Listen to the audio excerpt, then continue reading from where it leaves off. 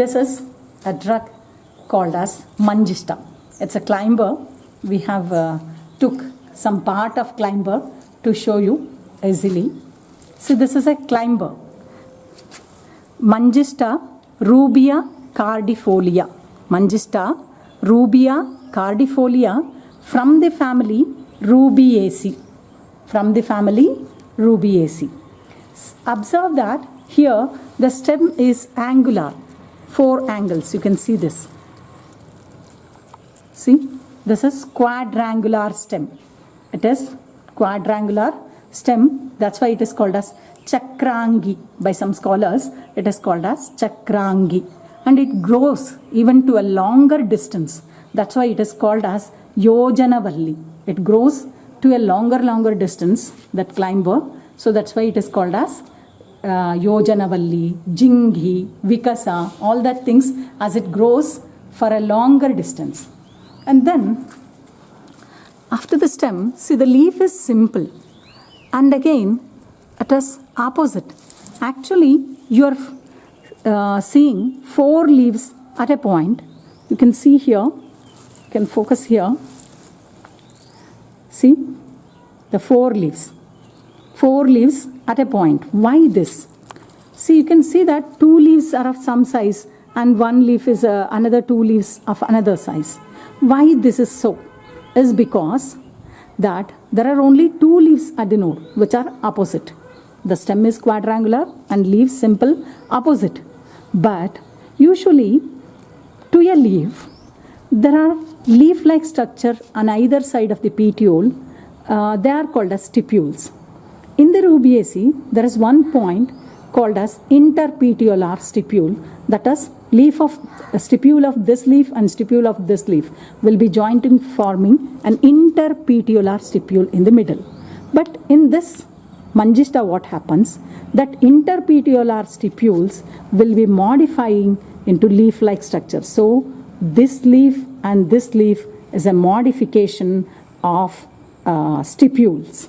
Okay, so there are only 2 leaves at a point, but another 2 leaves are the modification of the stipules. So how we identify Mangista is a climber, quadrangular stem, and again it is rough to touch. Even the leaves, stem, everything, we'll say it as coriaceous, rough in nature. Okay, and then 4 leaves at a point, I told you, it is only 2 leaves and another 2 leaves is the modification of the stipules. And observe the leaves, you have a multicostate venation. Like you have, see this, trinerved or 5 nerves from the base. So this 5 nerve or trinerved from the base is again a characteristic to identify this Mangista. So this is trinerve or 5 nerve, actually 3 to 5 nerves, 3 to 5 prominent nerves on the base. And you can see the lamina shape, it is cardate ovate. See, the lamina looks like cardate shaped. And again it is ovate. Why it is ovate? Because the base is broader and gradually taper towards the apex. So this is ovate. So the leaf is cardate ovate. So a climber, quadrangular stem, 4 leaves at the node, only 2 leaves and 2 leaves modified stipules, that is interpetiolar stipule, and the lamina is cardate ovate, 3 nerved from the base. And coming to the flowers, you can see this minute flowers which has been fallen off. Actually it will be greenish or creamish white in color and fragrant, creamish white and fragrant, and there will be small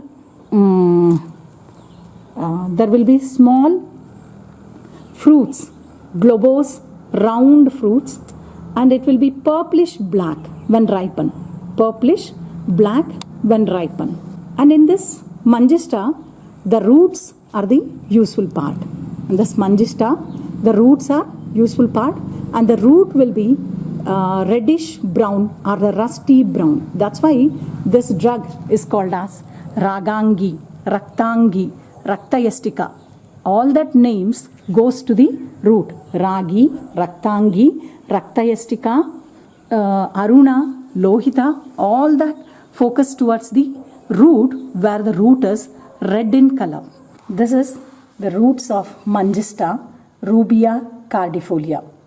See, in the Mangista, the roots are the useful part. So, how to identify Mangista root, that Rubia cardifolia root? See this, it will be long, cylindrical. The roots are long, cylindrical, somewhat rusty brown in color. See this, rusty brown in color. And another point to see here, you can find this longitudinal striations. We can see this longitudinal striations on this root. Can you see this longitudinal striations? And if we cut it transversely, can you see some pore or complete halo mark itself in the center?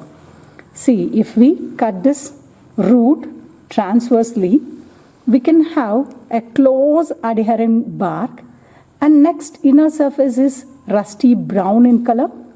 It is rusty brown, and there will be minute pores. After some days, we can find a complete halo in this. Complete halo in this. This is how we can identify Rubia cardifolia root. See, it has long cylindrical roots with the longitudinal striations on it. Longitudinal striations, and the transverse cut portion will show a very thin adhering bark, and next to it is a rusty brown or red colored portion tissue, and next to it, that is central portion, will be of minute pores, and that pores after some days is converted into a halo thing. So this is how we can identify this Rubia cardifolia. The usual adulterant to this Rubia cardifolia is that the stem of the Rubia cardifolia itself. So root is the useful part. The stem will be an adulterant. So we can easily identify the stem and the root, because stem will have the markings of nodes and internodes. So we don't get any nodes and internodes here, or points of nodes and internodes here. And another thing is that the stem will be of light yellow color. Light yellow color. It is not rusty brown like this. So we can easily differentiate a genuine drug and adulterant here. Okay. And this Mangista climber, we use the root as medicinally, and that root is mainly Varnya, Rakta Shodaka. It is very good. Jwarahara, Varnya, Rakta Shodaka. We can see that use of Mangista di Lepa, Mangista di Churna, and your Mangista di Lepa especially, it is Varnya. So it is a Rakta Shodaka specifically used in Kushta, etc. diseases.